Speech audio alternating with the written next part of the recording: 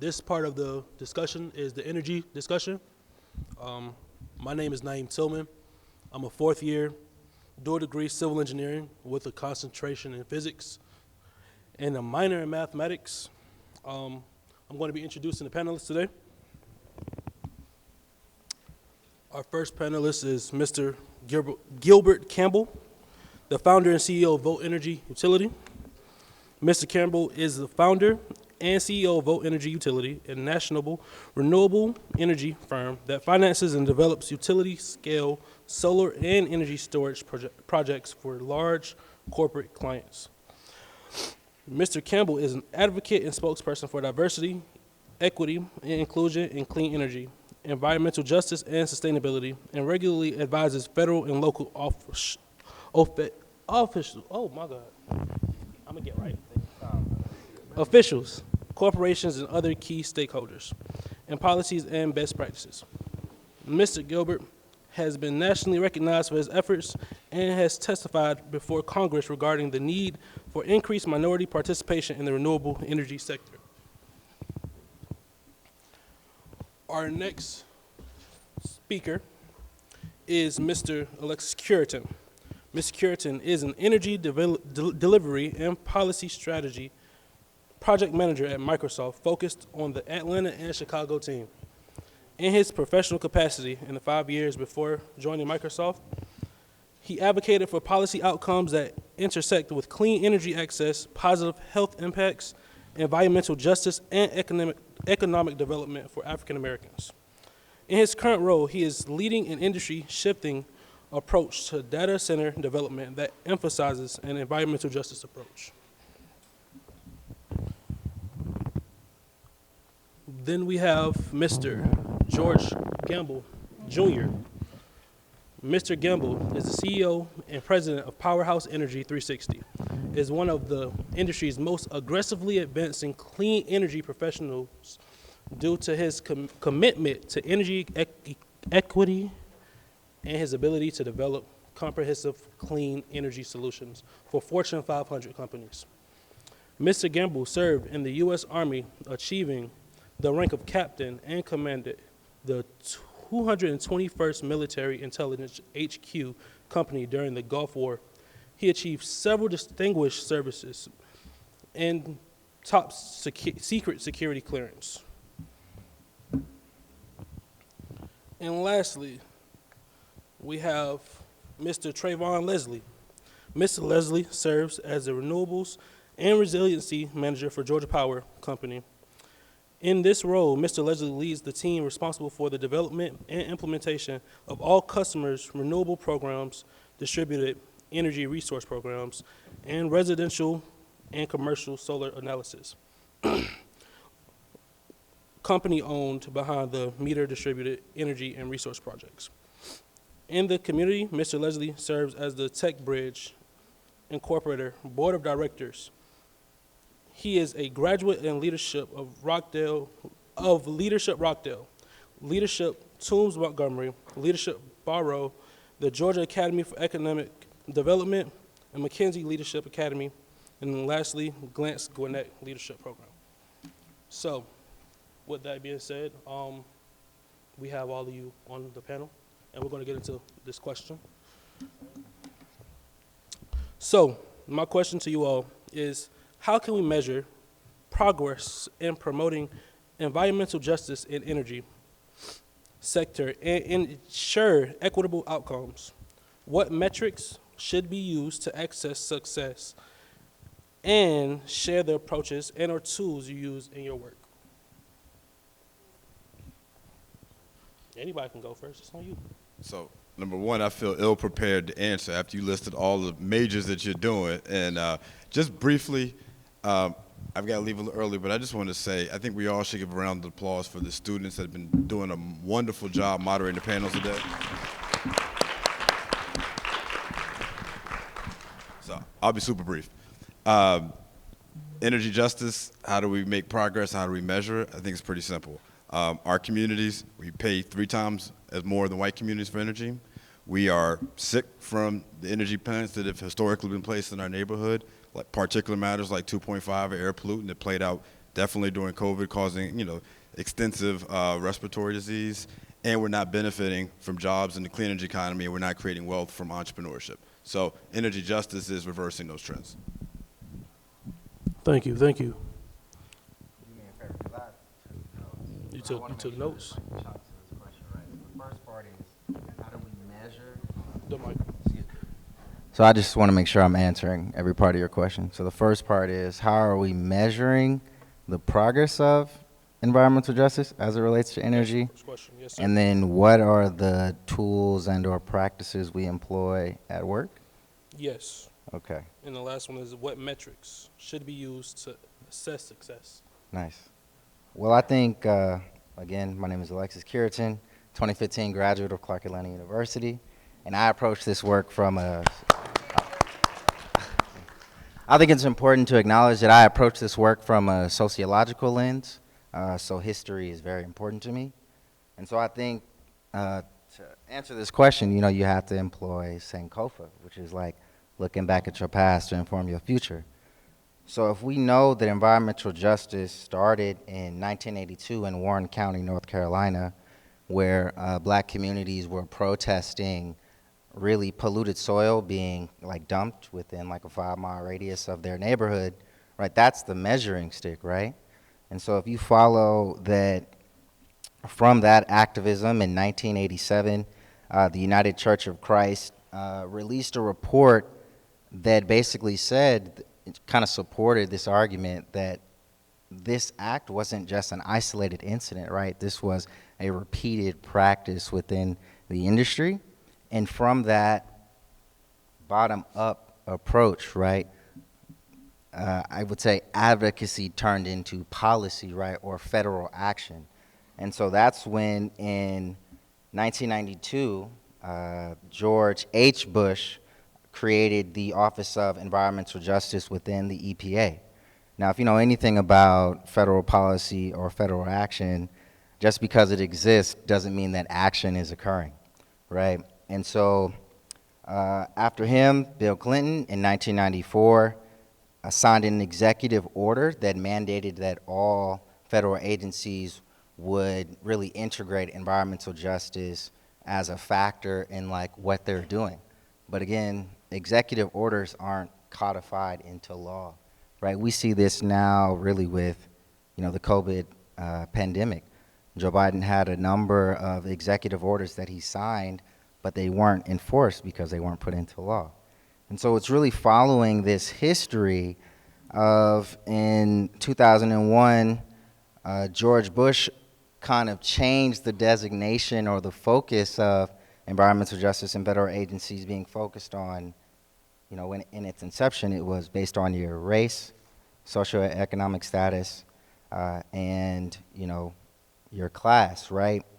He changes from that designation to for all people, right? And we know if you're not specific, the general approach really doesn't get the job done, right? And then it's really just keeping a momentum, right? So the question is now in 2023, what has changed? Are these citing practices from these industry players still occurring? And the answer is yes. But I also think that there is a counter initiative happening, right? At the federal level, you have the Just 40 initiative, which pushed forth millions of dollars to kind of address this work. But again, a law can be passed, but the challenge is now implementation, right? Are the bodies of movement to carry this law into practice? Do they exist, right? Are we organized to create the type of impact that we want? And it's kind of a murky answer. It's unclear. It's unclear right now. And so I think it's really a tracking of history and comparing it to contemporary times. And so now the question is, okay, what are we doing in our jobs to kind of like make this into reality? So in my role at Microsoft, it's creating a clean energy strategy for data center development across our US portfolio. And essentially, a data center is just a large building with computer servers that allow you to play Call of Duty across the world. Like, that's really what a data center is. That's how you're able to save your photos in the cloud. That's how you're able to download movies. It's through a data center. But if you know about how they are built and also what's needed to sustain them, they're very resource intensive, natural resource intensive, so really energy. So we're talking about land, we're talking about water, and we're talking about power, right? And so the tools that we're using to kind of, I guess, compare progress from impact is the environmental justice evaluation framework, right, from a renewable energy procurement perspective, right? So this means if we're going to do a project within a city or a state, what are the positive impacts? What are the job placements that we're creating? How many people are we upskilling in order to kind of provide maintenance on the data centers, right? Or are we inspiring other people to actually go into the industry, the clean energy industry, not the fossil fuel industry? And so I'll conclude my words with that. Great job. First of all, I just want to thank CAU for putting this event on. You guys should be highly commendable to really address the issues that are going on in our community. And also, I'm very humbled to be among these gentlemen right here because people, we have everything that we need. We have everybody we need to take care of ourselves. No more complaining. We have everything we need. We have an inherited responsibility to take care of ourselves in every regard. But I'm George Gamble. I'm the CEO of Powerhouse Energy 360. We are a full-service engineer, design, build firm that specializes in solar battery storage, i.e. microgrids, and EV infrastructure installation. To answer your question about metrics and some of the benchmarks for success, we work with government, municipalities, private, nonprofit organizations. And one of the first things that we do when we engage with one of our clients, we ask them, what are your sustainability goals? Where would you like to be? And oftentimes they say, we don't know, can you help us? So we will look at their facility and ask them, do you want to be 50% carbon free to reduce your carbon footprint? Do you want to be 20%? Do we make an accelerated goals for the next 5 to 10 years? And often that is the case to get to a 50 to 100% carbon free. So that's a great benchmark to use for any organization, whether it's a college, university, community solar, or whatnot. Getting to community solar, we just attended the Department of Energy Solar Symposium in Denver, Colorado last week.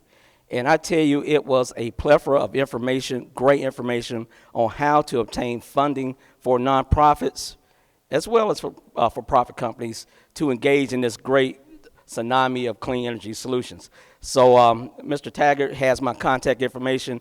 I want to be an advocate. I want to stand on a soapbox. I want to shout it to the mountaintops that there are funding available for us to make this happen. And I want everyone to understand how to get it, how to navigate through it, and how to get it to achieve their goals for their particular communities. Thank you. Good brother, for the people that don't know, what is your carbon footprint? What does that mean? Great question. Carbon footprint. How much emissions, how much energy are you using? You know, how much energy are you using? So we conduct analysis to find out how we can offset the energy that you're currently using. Glad you brought that up. And by addressing that with solar battery storage, you're not only able to kind of reduce your carbon footprint, but you're also creating resiliency. Okay, that is very important. Isn't it important to have resiliency for the power to cut on when you're off grid, maybe an hour or a day? It is. It saves lives. It saves lives in senior citizen facilities, emergency management facilities, fire stations. We're going to need that because it's not a matter of if we're going to be off the grid for a minute. It's a matter of when and how long. And we're seeing the effects of climate change now. Water is to your knees where last year was to your ankles. So we need to really start taking this very seriously and take responsibility for our communities. That's awesome. Can you hear me? Cool. All right. So when you talk about carbon reduction and you talk about resiliency, you kind of speaking my love language. So I appreciate you guys kind of jumping into that. Before I go too detailed in that and kind of and talk about what I do, I want to just make sure I answer the question, right? So the first thing I always think about is metrics and data and how do we get to a point where we want to get to. I always start with education, right? I think us as a community, we have to be educated on where we are, what we want to do, and how we're going to get there. And I think that's always one of our biggest challenges, especially when it comes to energy and reaching goals, is really being educated about what it is in our household and how can we reduce energy in our own household to make sure that we're reaching a specific data point in which we want to accomplish as it relates to energy reduction, right? And so I have a unique responsibility, especially when we start talking about energy justice, social justice, environmental justice, working from a utility standpoint, and this is why I love Southern Company Georgia Power so much, is I always tell people I am not a utility worker who happens to be black. Fortunately for me, I'm a black man that works at a utility, and I get a unique opportunity to go into my black community to educate them on how they can be more energy efficient, more energy resilient, as well as educate them on what they can do in their homes, in your homes, in our homes, to be energy equity along with our peers that are out there as well, wanting to have those same data points to be successful in their own home. And so the first thing you want to do, once again, is make sure you understand what's under your own current roof, right? And what can you do under your own current roof to be successful from an energy equity standpoint. And then what we have to do as community from there is expand beyond there and educate other folks to make sure everybody around us also has the right knowledge to be successful as well. Unfortunately, a lot of folks open up their energy bill and only know what that bottom line number is and pay that bottom line number, or at least attempt to pay that bottom line number, not necessarily knowing what all go into what it takes to get to that bottom line number of what you're going to be paying, right? And so if we understand what makes up that bottom line number, then we have a better idea of how can we control that bottom line number. A lot of people think that, hey, if I just throw solar on my roof, I can control that bottom line number. It will help, right? But the economics of just installing solar may not necessarily help the in totality of the number that you're trying to get to. And so understanding what makes up that bottom line number, to me, when you think about data and metrics, for me, is always the most important part. And so from there, we like to educate folks to get to there first. And then we'll work around figuring out everything else as far as any energy efficiency upgrades, renewable solar installations, whatever that might look like, electric transportation installations, all that good stuff. And so if anything, what I feel good about metrics is when I can go into a room and have a conversation, and the folks that we're talking to is first educated about what it is that, how the energy is made, how the energy gets to your home, and how the energy is consumed in your home. If we learn that, then we can figure out how can we reduce the energy from your home as well.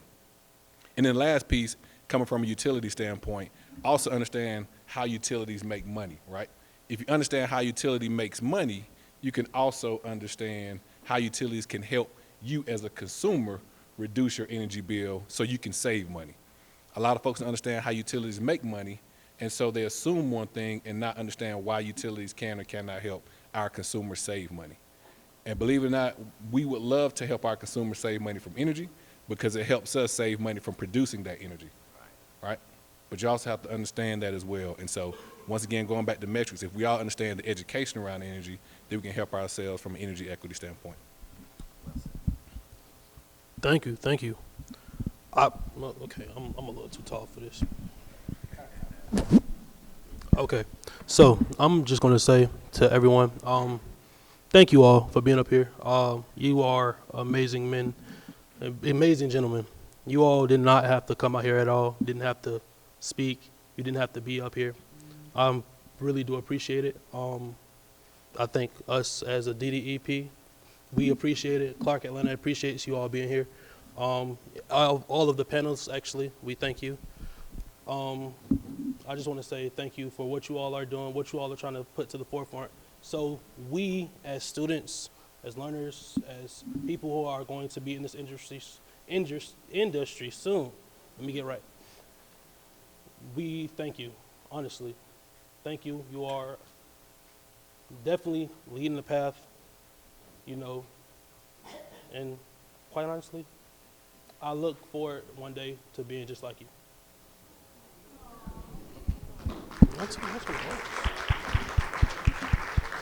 You know, if I could say just one thing really quickly, really quickly, I had a great conversation with a Dr. Henderson here, and we talked about technology.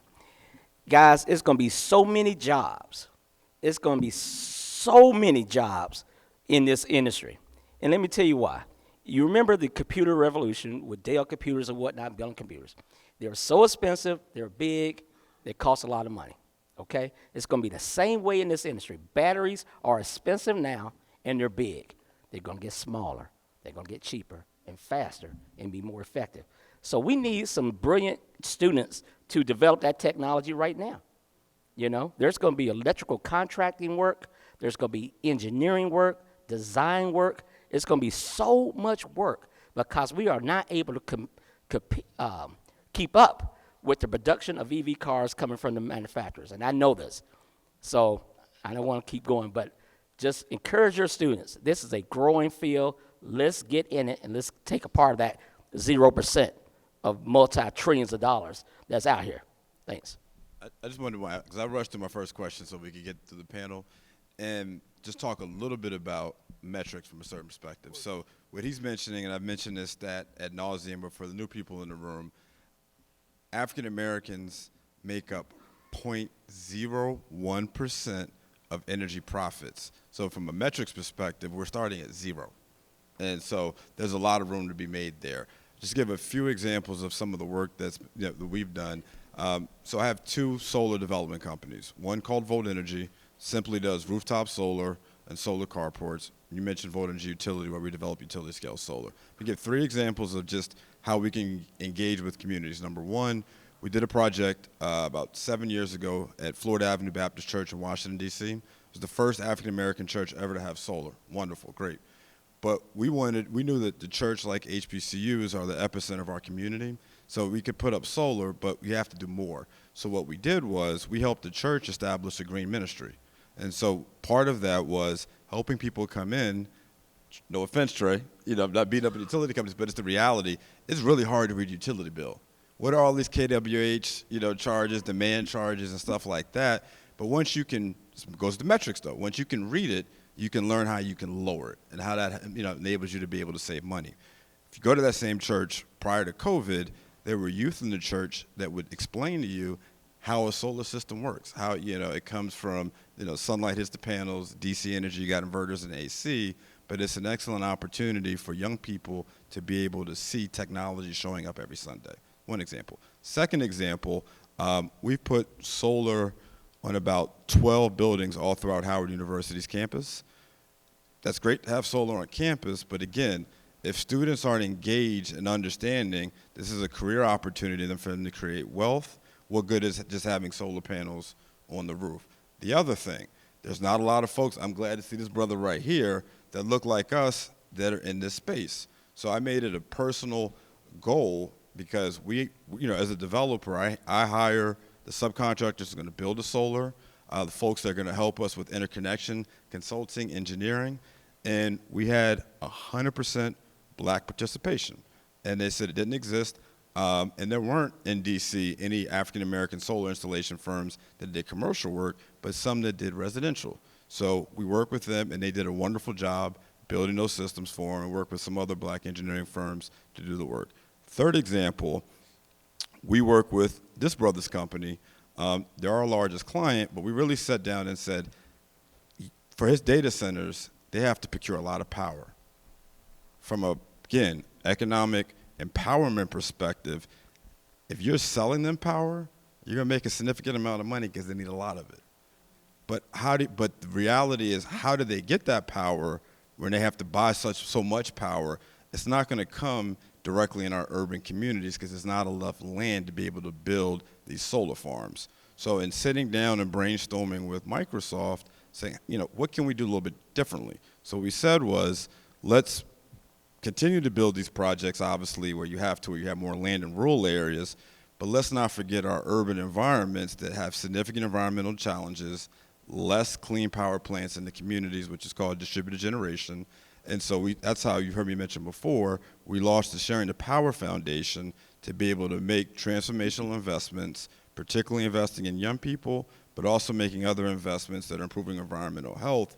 And when we negotiated our contract, we put it in there to hold our feet to the fire. Yeah, we're an African-American company, but also we put some very aggressive goals as far as the subcontractors that we're going to work with to make sure they're also diverse. So just wanted to share a little bit about, some real examples as far as, how can we make this work?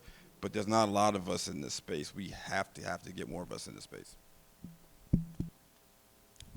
And really, I'm sorry. I don't know if you're trying to conclude the panel, but I would be remiss. I got just two more comments. I'd be remiss if I didn't acknowledge really like my guiding star kind of when I was in grad school. Like I wasn't exposed to environmental justice or energy justice or any of EPA, EIA, none of these organizations right until I got to grad school. But I learned that the father of environmental justice, Dr. Robert Bullard, used to teach at Clark Atlanta University in 1994, which is 2 years after I was born. And so this guy really kind of laid from the, again, sociological perspective, understanding that this is about relationships. What we're talking about up here is there's a community of practice that is from the generation of energy to the distribution of it and then the consumption of it, right? And it's really asking the question, okay, where are we going in each of those sectors, and then how can we fit in? And I wanted to leave the students here with like a charge for like activism, right? Like that's why we're at Clark Atlanta University. The Atlanta student movement was born here, and it created change, and we can create change within this industry. And one thing I learned in my work in California, so shout out to my sister from Compton who works at the Energy Foundation, I became aware of this concept when you engage in public proceedings called intervenor compensation, which basically means like you are paid to engage in the public decision-making process if you are a party to a case, right? So basically that means like if California or California Utilities at the time, so PG&E is saying, hey, we want to increase our renewable energy procurement program by X amount, right? How do we make sure that that's an equitable program?